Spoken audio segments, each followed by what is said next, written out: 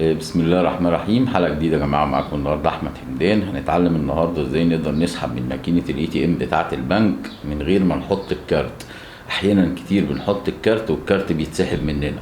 هنتعلم بقى في حلقة النهاردة ازاي نقدر نسحب من الماكينة دي بنفس الكارت من غير ما نحطه. ازاي بقى ده اللي هتعرفه في حلقة النهاردة. لو يهمك الموضوع ده خليك معايا.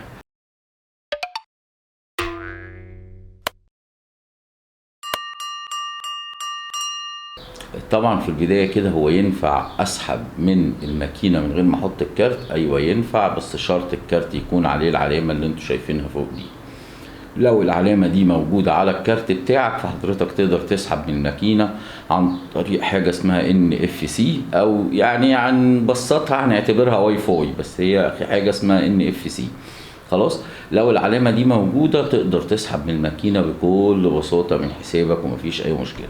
طبعا عشان نشوف ازاي نقدر نسحب تعالوا نشوف مع بعض وارجع لكم تاني بعد ما نخلص.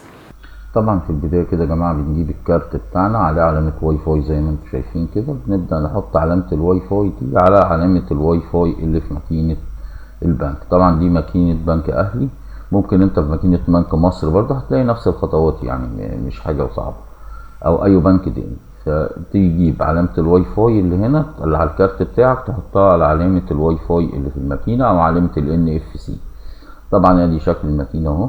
هبدأ اجيب الكارت بتاعي واحط علامة الواي فاي دي على علامة الواي فاي اللي في الماكينة. مجرد ما عملت كده هيطلع لك الباسورد، بيقول لك ادخل الباسورد، قال لي مرحبا اهو، وحط الباسورد. هتبدأ تحط الباسورد بتاعك المكون من 4 ارقام. طبعا انا هنا هحط الباسورد. تمام. تبدأ تفتح معاك بقى الخدمات، استمرار عادي، عربي. تمام. هتبدأ تطلع لك كل حاجة انت عايز تسحب 100 500 وهكذا. انا هقول له مبلغ اخر، هقول له في هنا عندك بقى رصيد الحساب وعندك سحب.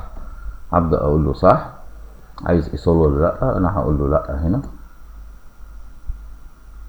تمام. هنا بقى بيقول لك انت محتاج تسحب فلوس قد ايه من حسابك. تبدأ تكتب بقى الفلوس اللي انت عايزها. انا هكتب على سبيل المثال 50 جنيه. خلاص، واقول له المبلغ صحيح. طبعا بيقول لك هنا برجاء الانتظار. هنبدأ نشوف شكل الماكينة من بره. تمام. طبعا الكارت بتاعي في ايدي اهو يا جماعة زي ما انتم شايفين.